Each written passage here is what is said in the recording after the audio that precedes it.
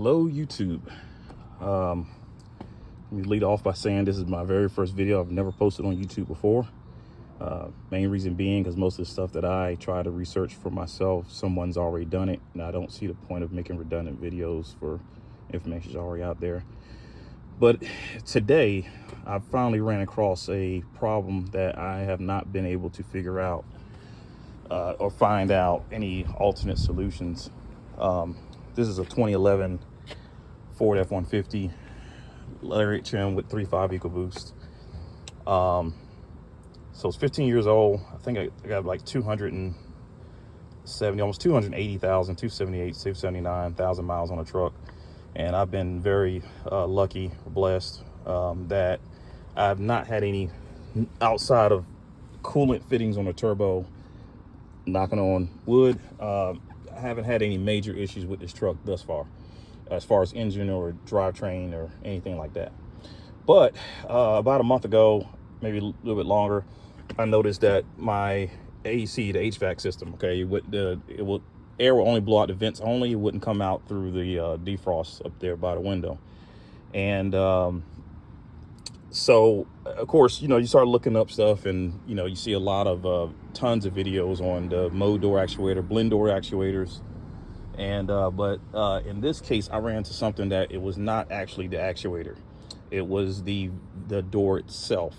So on your HVAC system, your HVAC box, of course, you have all your sensors here. You got this upper blend door actuator. There's another one down there. Let's see, I get over here. And then over here, this is for the recirculation over here on the passenger side, for fresh air or recirculating air. And right here, I just got it laying up here. Right here is the mode door actuator.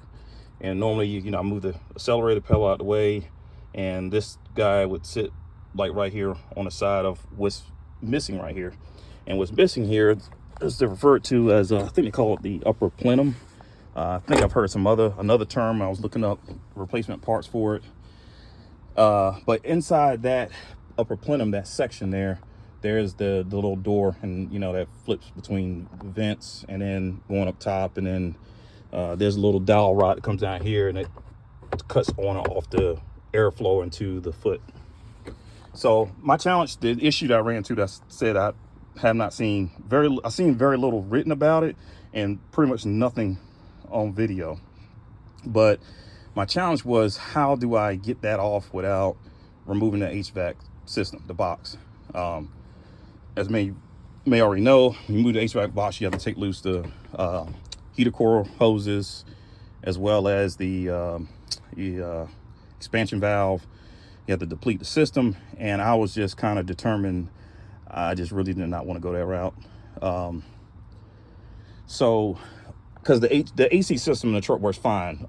Both blend door actuators were great. You can set one on 60, the other one 90, and it does exactly what it's supposed to do. But it just will only blow out the vent, not up on the window. So what I did is, and this is probably a very dangerous method, let me go ahead and tell you that now. You definitely don't want to do this if you've been having adult beverages or anything of the such. When we're really focused, and I am not an automotive technician. I am a technician, senior level technician, just not in the automotive world. So I decided to cut the plenum box out, basically. And I use a combination of reciprocating saw and I think I got a little cutoff wheel. And what I did is kind of went around, I took out the screws that I could, separated the box here, and then started making slits and cuts, and just kind of I just kind of cut the whole thing up and try to get it out. So on the back side of the plenum, which you will not be able to see because the vent comes up and is up here right at the base of the window. But what you will not be able to see is there's a couple screws and dowel pins here for alignment. One there was a screw here, and then there was a screw there. And what I did is just kind of very slowly and very, very carefully cut everything out. This little metal plate here I put here to kind of guard the wiring that's here. I can pull it out now. But there's some wiring that goes down here behind the plenum, and this is what you want to be careful not to hit. Otherwise, you're going to probably end up having to pull the whole box anyway to repair the wire. But I was able to do it very gingerly with a lot of patience. It took a little while. This is July. I'm in the state of Georgia. It's pretty hot, 90+ degrees. And you just gotta be patient and take your time, but it is possible to get it cut out. I do have another plenum that is coming in. It's supposed to be here in about, I think shipping said the latest would be here about 8 days from now. That's the latest. But when it does come in, I will make a part 2 to this video to show the reinstallation and testing as well, to see if this prove or disprove this was actually a good idea or not. My plan for the backside, of course, I'm putting all the screws back in on the front, the ones you can access on the backside. I think I'm just going to put like a little bit of glue or something like that. Nothing real heavy or hard.